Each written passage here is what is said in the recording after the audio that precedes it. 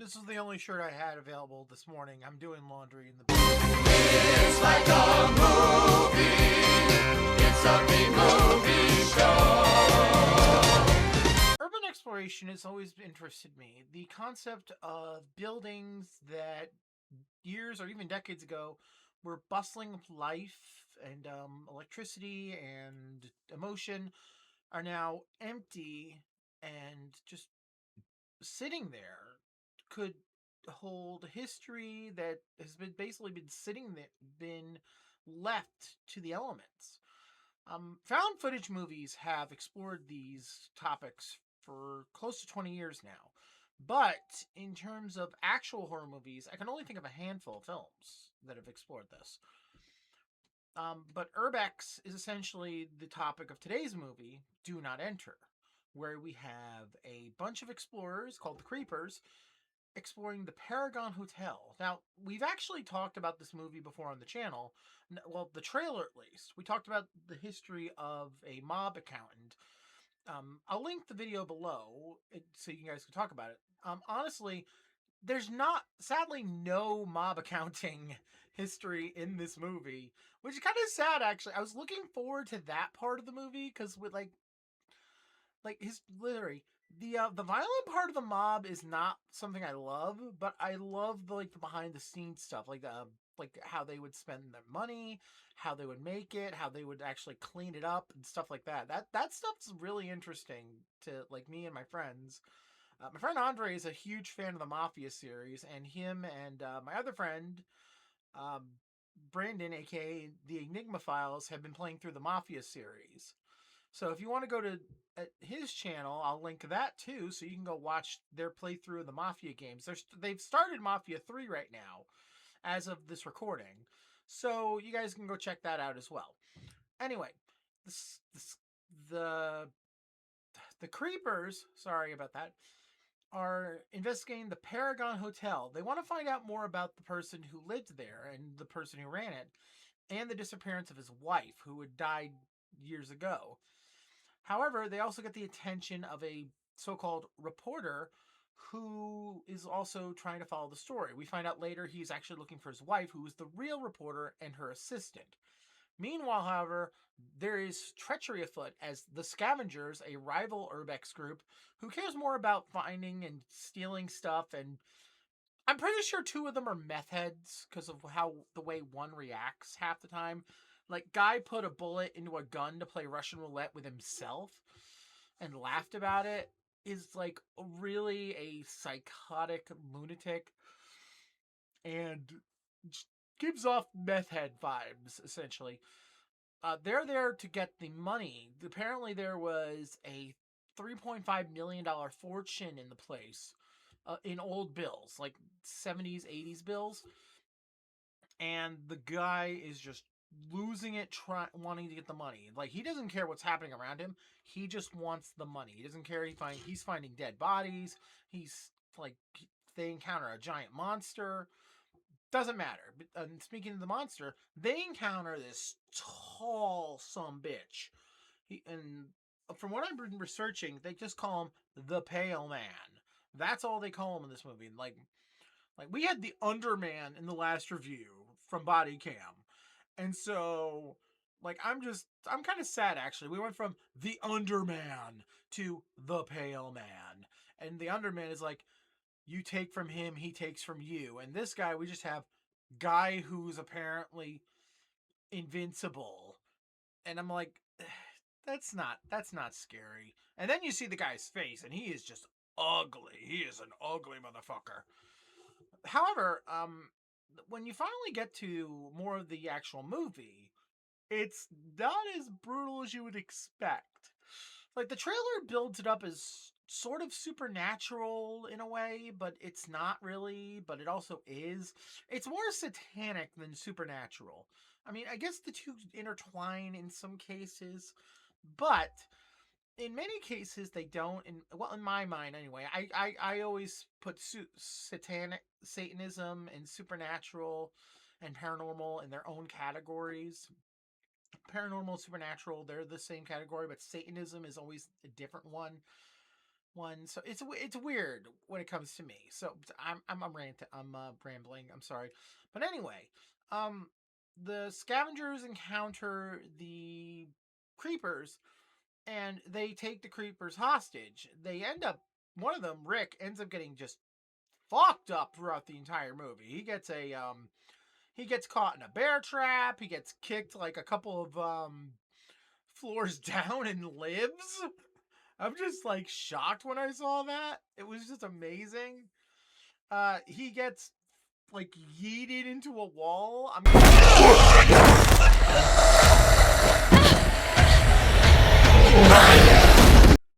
I know, right? That was awesome. Just like amazing. And it's just so weird. Like there's these moments in the movie that are just amazing like this. And I just don't know what to expect. Like I went into this thinking it was going to be another one of those found footage movies, like found footage light, where it is just you don't expect the ending either.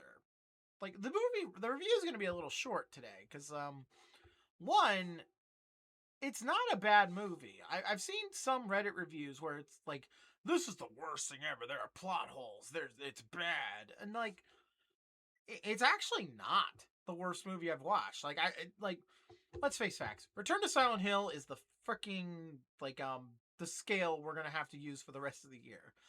Uh, I haven't seen Scream 7, so Scream 7 could have been worse. I mean, I'll have to watch that at some point this year because I didn't do a worse of last year because I only watched like maybe 8 new films in 2025. But like compared to Return to Silent Hill, this film was like was Casino.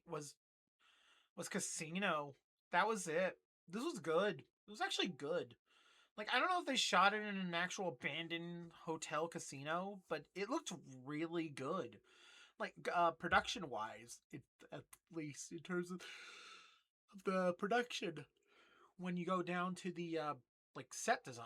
So they either shot it in a real casino or they had just like a casino set laying around. Maybe they shot in California at the old CSI sets. That would be a good theory. But otherwise, that set design was good. Monster design, like yeah, I mentioned he was just some pale motherfucker earlier, but it works. Works like I mentioned. His teeth were like they were just bad. It's like really bad teeth there, right there. I mean, I'm no George Clooney, so what do I have to judge him on teeth, bad teeth? T. Suppose you think that's pretty tough, but no, that's perfect teeth. Very good. Stunt work was actually not bad. There's a scene involving the one of the younger girl, who calls herself the Key, and she does this scene where she's trying to get across a large gap, and it really worked. It's good tension building there. And essentially, there's a few of these moments in the movie. It doesn't drag as bad as it should. Like it feels like there should be a lot more exploration, but they don't do that a lot. They try not to drag, is what I'm saying, which is always a good thing in these movies. Like a lot of these movies where you're exploring or everything, they usually drag. But this movie doesn't do that a lot. The monster, you don't get to the monster like right away. Like they build up to the big reveal of the top half of the monster, but like they take advantage of Key's agility and well athleticism by having her hide at like the roof of a closet, like not at a shelf. She literally stands at the roof of a closet like she's Matilda, hiding from the Trunchbull.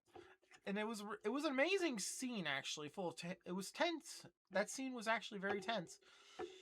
Oh god. There's so much to talk about in this movie without spoiling, but I can't spoil much. There's a low body count if I'm also being honest, but about five kills. Not about 5 to 6 kills about. But in terms of body count, that's not bad. I mean, it's not as high as other movies I've watched over the last few months, but it's higher than Body Cam, which had,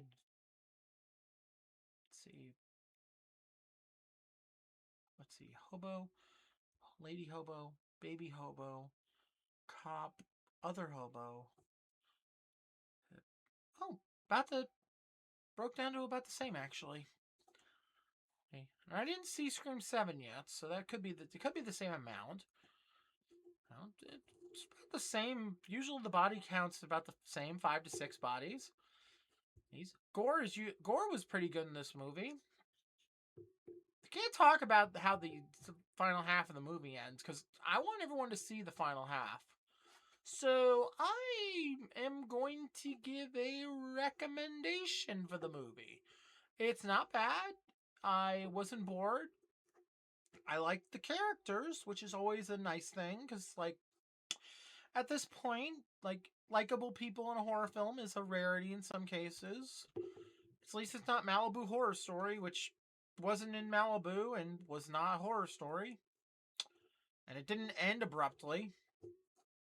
And it didn't take place in a cave. And could have been set anywhere. Could have been set in La Brea, for all I know. But at the end of the day, I almost said out of order. Do Not Enter is a decent horror film. It's not gonna change the world, but in terms of horror films, I liked it. It was an interesting premise that actually felt like it belonged in any sort of horror film release schedule. I don't even know what I just said there. I'm sorry. You stupid moron, you idiot! But all in all, I would recommend it. I feel like I'm just saying the same thing over and over again. God. So, I guess that's it. If you like the video, please leave a like and subscribe so that we can keep the channel going and get up to that number, the magic number. And if you didn't like the video, please just click the dislike button and leave a comment saying why you didn't like the video. Did you not like the fact that my shirt has a giant hole in it? Do you not like my sounding like Big Bertha from God, Large Marge from Pee-wee's Big Adventure? Do you not like the fact that I sound like her? Do you not like the giant amount of Mimikyus that are on my fucking shelf? Well, too bad. I'm going to probably get more of those soon enough. Well, that's it for today's episode. So here it is, folks. Your moment of zen. What in God's name is that thing?